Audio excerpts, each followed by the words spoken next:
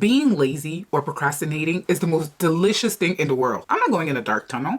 Why am I going in a dark tunnel? We listen and we don't judge. We're 397 days into the new year, and you're still struggling to complete your to-do list from October 2024. Sis, I'm gonna need you to take a break from whatever it is that you're doing. Get yourself a cup of tea or something to drink. You know, it could be something a little sexier than tea. And listen to what I'm about to tell you. You're struggling to find motivation to get things done, and you just don't know how to go about it. First, I wanna tell you that I know exactly how you feel, because I find myself in the same situation time and time again. And it's not easy when you have people who depend on you on top of that, or when you have a busy professional career, or when you just have a lot going on around you. So I'm here to give you some tips, sis, to help you get back to who you used to be when you had a whole bunch of energy, when you felt your most productive self, when you felt your most proactive self, okay? My name is Djena. Welcome to my channel if you are new here. Welcome back if you're a returning subscriber. If you don't know me, I've been many things in my YouTube career. I think I've been a struggling makeup artist, a bootleg hair doer, a hair person. But today I've settled for being a woman's woman. I've settled for being someone who aims to motivate women around her, especially mothers. Because, you know, all of us women, we need that pick me up, we need that elevation, we need that motivation, we need that fire. But I have a soft spot in my heart for moms, because not only am I one, I know the struggles of being a mom, especially a single mom. Okay. With that introduction out of the way, please girls, get comfortable and let's talk about some ways, some very practical ways that you can motivate yourself to do the things that you need to do. That 2024 list is gonna get conquered. It's gonna get conquered before January ends. Well, I don't think I'll have this video out before January ends, but by the end of February, you would have accomplished that 2024 list. All right, let's get into it. So first off, I want you to set clear goals. I know this sounds like, what do you mean set clear goals? I'm gonna explain to you. If I say today, oh, I wanna clean my house tomorrow. Before tomorrow comes, just the idea, just the thought of cleaning my house, I'm already tired. I'm tired before I even started. So guess what's not gonna get cleaned? The house. If I say, I wanna do the laundry tonight, before I could think of looking at that pile of clothes, I quit. I give up. I'm like, you know, I'm gonna save it for another day because, you know, I'm only one person. I can't come kill myself. And you know why? Because the goal that you set is too broad. It's too vague. So you have to specify it, or you have to set a SMART goal. The goal has to be specific. It has to be measurable. It has to be achievable. It has to be relatable. And it has to be time bound. When you say, oh, I want to clean the house, that's very broad. But if you say, tomorrow, I want to clean all of the bedrooms, that's a bit more specific. That's something that you can measure. At the end of you cleaning, you could say, well, I cleaned 2 bedrooms. Oh, I cleaned 3 bedrooms. You know, in my manifested house, I've cleaned 4 bedrooms. You want it to be achievable. Is it achievable? Is it relatable? Can you physically clean 2 bedrooms tomorrow? If you get home from work at 3:30, you picked up your kids, y'all got home, you gave them a snack. Let's say you start by 5. If you give yourself 1 hour per bedroom, you finish at 7. Now we're assuming that you already batch cooked. So you have food in the refrigerator. So you don't have to worry about cooking. You know, you start at 5, you put a little music on, you get to doing what you need to do. By 7 o'clock, you're done. It's time bound. You set 2 hours for it. It's relatable. It's something that you do need to do, and it's achievable. It's within your scope of what you can do. It's measurable because at the end you can say, I cleaned 2 rooms, 3 rooms, whatever. You get what I'm saying with that? And same goes for the laundry. You know, if I say, oh, I want to do laundry, that's so broad. But if I was to say, tonight I want to wash the whites and I want to wash the beiges, you know, you're going to do 2 loads of laundry. You put the biggest load in, you wash it, take it out, put it in the dryer or put it to hang, whatever the case is, you put the second load in. You're not overwhelming yourself thinking that you need to wash all different kinds of colors of clothes and you know, you're not overwhelming yourself before you even start. So that's what I mean by setting SMART goals. Next tip is the 10-minute rule. Now, there are 2 different ways you can use this 10-minute rule. You can set 10-minute timers to do little things that you need to do around your house. Okay, so in the morning you wake up and the living room is a mess. Dedicate 10 minutes to tidying up as much as you can within that frame of 10 minutes. You put a timer on your phone, make it a very obnoxious, like, ringer situation, and you get to doing what you need to do. When the 10 minutes are done, you get back to getting ready for the day ahead. It may not feel like you've done much, but just the fact that you've tidied the couch, you picked up the clothes that you kids threw all over the living room the day before, you know, you hoovered or you broomed, you did whatever it is that you needed to do in that 10 minutes that is applicable to you, you will feel better for it. Another way that you can use this 10-minute rule is to say, okay, in 10 minutes, I'm gonna get up and do what I need to do. This is where that obnoxious ringer is really gonna come in handy. You're gonna put the most disgusting ringer you can see on your list of ringers on your phone. You set your 10-minute timer, you put the phone in the next room. You go and you lollygag and do whatever it is that you need to do within them 10 minutes to tell yourself, listen, when that ringer goes off, I have to get up. When that ringer goes off, sis, you're gonna get up, because the ringtone or whatever it is gonna be so annoying that it will force you to get up. And once you're up, that's it. Bob's your uncle. Get up and do the things that you need to do. Tip number 3 is to count to 5. I heard Mel Robbins saying this a couple of years ago. She gave a story about how, like, during COVID, she lost her job. She was in a rut. She was like, life was just life for her, you know, and she found herself relying on the bottle. Like, things were just going south. One day she got up, she looked at herself in the mirror, she counted to 5, or she counted backwards from 5 to 1. And she knew that when she got to the end of the countdown, it was time for her to get up and do the things that she needed to do. And sure enough, it worked. And I'm like, okay, Mel. So I said, well, let me have a little Mel Robbins moment. Okay. I tried it once, and it actually does, because in those 5 minutes, or in that 5 countdown, whether you do it 1 to 5 or 5 to 1, you are giving yourself a pep talk. Like, trick, get yourself up and conquer the day. Okay? Seize the day.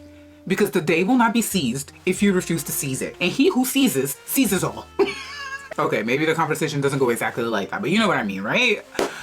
Give yourself that little spruce up, that little pep talk that you need to get yourself going. So 5, 4, 3, 2, 1, get up and do the things you need to do. Or 1, 2, 3, 4, 5, get up and do the things you need to do. Guess what, babe? There's no one out there that's gonna do it for you.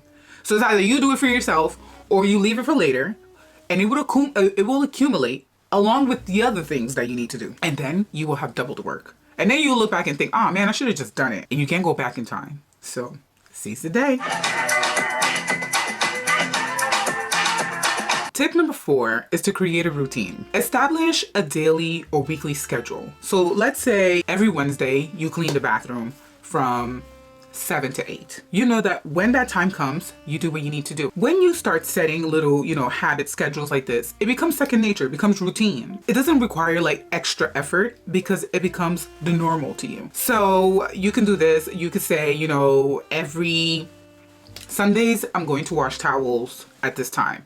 Every first of the month, I'm going to clean the refrigerator. I need to clean my refrigerator expeditiously, but okay. Okay. We listen and we don't judge. And you can use time blocks as well. Like, use time blocks. You could even use listen, isn't Mona Katan, Huda Katan's sister? I was watching Dubai Bling, and homegirl got her whole life figured out on that agenda. Have you guys seen Dubai Bling? She has, like, her whole life is scheduled. Every time frame. I mean, every time slot. Like, even quality time with her husband has to be scheduled in her agenda. And when I was watching it, I was thinking she's a little bit too much. That's a bit much. But then I looked at her life. She's like a millionaire. And me, I'm not a millionaire. And I thought to myself, you know what? Maybe she's onto something. Maybe we need that scheduling. We need that rigor. We need that discipline to get things done. I cannot commit to having my whole life on a schedule, but I can commit to scheduling things that I need to do. Like recording today. I had to schedule that because if I don't do this, I'm not doing anything. Being lazy or procrastinating is the most delicious thing in the world. So if I don't get serious with myself, guess who's not going to accomplish the things I want to accomplish? Me. So I have to put my foot down. And one of the ways I do so is by scheduling the things I need to do. And that's how you should do it too. Okay? All right. Tip number 5 is to watch YouTube videos or, consume content of the things that you need to do. Let me give you an example. When you watch mukbangs, what do mukbangs make you want to do? Don't they make you want to eat? I hate mukbangs. I could be full to the brim. Let me listen to one person suck on a seafood boil. My mouth be salivating. All of a sudden, I'm so hungry. I ain't eaten months. That's what mukbangs do to you. And I feel like, for me personally, when I watch cleaning videos, they do that for me. Gemma Louise Miles, she makes me want to clean my whole house. She makes me even want to go beige. I just want to turn my whole life beige. I'm a little too colorful for that, but you get what I mean? When you watch someone talking about how they manage their finances, how they budget and all of that, what does that make you want to do? That makes you want to take out a piece of paper, a pen, and work out your life. I have a video on budgeting. I have a video on money management for moms. You should watch it. Totally watch it. Last year, I wanted to braid my hair, and every time I thought about washing my hair, blow drying my hair, sectioning my hair, braiding my hair all over the place, dipping my hair, man, I gave up before I even started. Then I started watching videos of the kind of braids that I wanted. And when I saw the girls doing it, I was like, oh, if the girls could do it, I could do it too. Okay, bye. And I did my braids. I did my braids because I felt that motivation, you know, and sometimes you just need to see someone else doing something to get you going as well. You just need that little push, and that is a great way to get that fire going, okay? The next tip is to change your environment. If you are someone that works from home, and you can work from like a laptop, and you've been working in your room, and you are tired, you're getting lethargic, is that the word? You're getting run down, I don't know, you're getting over it, okay? You're over it. One of the things that you can do is change where you're working. Leave your room and go work in the living room, or go to a cafe, or go to a library. Another way that you can change your environment, if you want to decorate your room, for example, right? And your room is messy, you're not going to decorate that room. Because every time you look at it, just the idea or the thought of the work that you're gonna have to do will discourage you from doing it. So what you can do is tidy up your room. Once you fix up the area that you're in, it will definitely encourage you to do something else. You know, you have to change your environment. I don't know if that makes sense, but it works for me. It works for me a lot. Like if I have to edit and I just can't be asked to edit, like, I don't know, if I'm in my room, I get really lazy when I'm editing. A great way to edit, go into the living room, go into a cafe, you know, just being in a different space, doing something different. Next tip is to find an accountability partner. I don't know why, but for some reason, I feel like people think accountability partners are only a thing if they're like gym related. You know, like your gym buddy, your workout buddy. And it doesn't have to be so. You can create a community of people who strive to do the things that you want to do, you know, are doing similar things than you. Like, you know, a group of moms, a group of girlfriends. When you guys clean the house, you send pictures in the group chat, like, oh, this is what I did. Like, this is the hack that I used to clean the window frames. This is the hack that I used to clean the skirting boards, you know, and share that with each other because you will motivate each other to do it. And, you know, if you say, next Friday, we're all gonna clean our houses and everyone sends pictures, but you don't, they're gonna hold you accountable for not doing what you said you were going to do. Similar thing with everything in your life. If you want to read more, join a book club, for example, where you have to commit to deadlines and people will be doing the same thing. So you hold each other accountable and you encourage and motivate each other to keep going. These are such useful tools, you know, because sometimes if you're trying to do something, if you're trying to change your life, if you're trying to get into a new hobby or anything, you know, and you're alone in your endeavor, it feels lonely and it's so easy to walk away from it. It's so easy to say, okay, I'll try again tomorrow, or I'll do it tomorrow. And tomorrow just keeps repeating, and a year goes by. If you want to start a YouTube channel, for example, watch other people that do it and start doing it. Don't wait for having friends around you that want to do it, or, you know, wait for that motivation. No, if you can't physically have a community of people around you that do a YouTube channel, for example, like I don't. I'm the only person I know that does. Well, I know someone else, but, you know, they're far and their genre is different to mine and such and such. For the most part, I'm the only person I know around me that does what I do. So I have to hold myself accountable, or I go on YouTube and watch the girls and see how dedicated they are to their channels and the energy they put into it, so that when I'm slacking, looking at them holds me accountable. They are my accountability partners, even if they don't know they are. But okay, listen, whatever works for you, make it work. Life is too short. You don't want to wake up one day thinking, oh my God, I should have had. I have too many should have hads from when I was 20. Now in my 30s, we got to do this. And if you're feeling the same as me, I hope this video gets you going, sis. All right, let's go on to the next tip. Next tip is to reward yourself and equally take care of yourself. Rewarding yourself could look like many things. It could look like enjoying a cup of tea after cleaning the bathroom, or, you know, bar chocolate.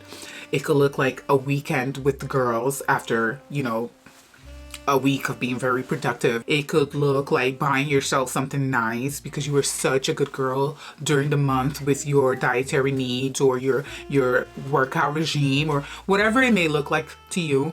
Reward yourself. Now, don't you go above and beyond to reward yourself now and find yourself in a pickle, okay? All right? And then say that Djena said to reward myself. No, no, no, no. Everything cautiously, please, okay? And responsibly. Thank you very much. Lately, I've been rewarding myself with an episode of Young, Famous, and African. The minute I breathe, oh Lord, praise God, I breathed well. Let me go sit down and watch my Young, Famous, and African. I had a vlog that I did, maybe the previous video to this or a couple of videos before this. I don't know when you're gonna watch this, but I would edit for like 2 hours and reward myself with an episode of Young, Famous, and African. Because listen, I can't come kill myself, okay?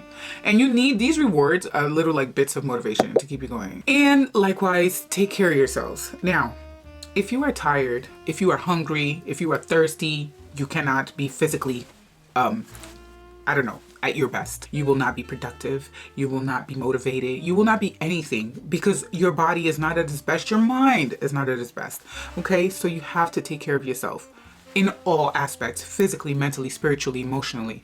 Okay, if you are going through something mentally, it'll be very hard for you to show up as your best self because you have weight on you, whether that is emotional weight, whatever kind of way, spiritual weight, whatever kind of weight it is, it will weigh you down and it will make it very hard for you to show up as your best self. So you have to tend to that before you could tend to all the other things around you. Okay, if you have kids, it's very hard for you to pour onto them when you're not at your best, okay? I think this is a universal thing for all of us.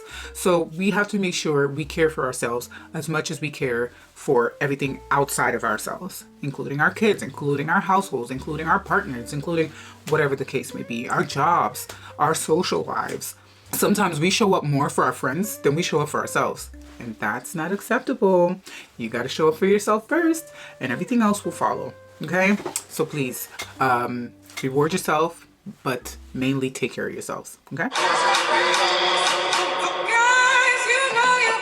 We're almost done. I promise, we're almost done. This tip, you're not gonna like it, but I should have maybe started off with this. Remove distractions, okay? If your phone is the main source of distraction for you, as it is for me, remove the distraction. Meaning, leave your phone on one side of the house and you go and do what you need to do on the other side of the house. Because you know, the minute you pick up that phone, you'll be like, oh, someone sent me a message on Instagram. Let me check it out. And 3 hours later, you're still checking out that message on Instagram. Don't do it, sis. Don't do it. Don't do it. TikTok? TikTok is the devil's work. TikTok is the most delicious sin there is to mankind, okay? Don't do it. You know what I do? I put my headphones on. Fortunately, I guess, in this case, my place is so small that I can put my headphones on and put my phone in one corner of the house and walk around the whole, there's not even a house, okay? In one corner of my sardine can and have my headphones on and listen to my music, listen to podcasts, receive phone calls without physically touching my phone. Many people don't understand this when they call me or they send me messages. And I'm like, oh, I saw you messaging, you're not answering. Hello, I don't have my phone in my hand. Because if I have my physical phone in my hand, I'm not going to do the things I need to do. I'm not. So I'll put a playlist and I just let it play and I go about doing what I need to do. Okay? And that comes with anything that you are doing. If you need to focus, you need to remove whatever distractions you have around you, whatever that distraction looks like. Be it your kids, tell them to go sit in the living room. Give them tablets, go put them in the living room. You know, well, I don't know how small yours are, but mine, they're at the age where I can give them a little bit of that TV time and they leave me to do what I need to do. If your man is your distraction or your woman is your distraction, send them to go somewhere. Go somewhere. You know what I said, like, change your environment, like clean up so that you can do the things you want to do. Let me tell you something. It is so easy to be distracted when you have a big task and then you start seeing little things that you need to do around the house. If I need to clean the refrigerator, all of a sudden I have dirt on the floor that I need to wash. I see prints on the wall that I need to wipe. So sometimes the distraction could be more mental than, I mean, obviously they're physical, but they're also mental. Because if you don't focus your attention to it, it won't distract you. So maybe you need to remove your mental distractions as well, okay? Whatever removing distractions looks like to you, do it. All right, moving on. I'm gonna end the video on this. Envision the end result.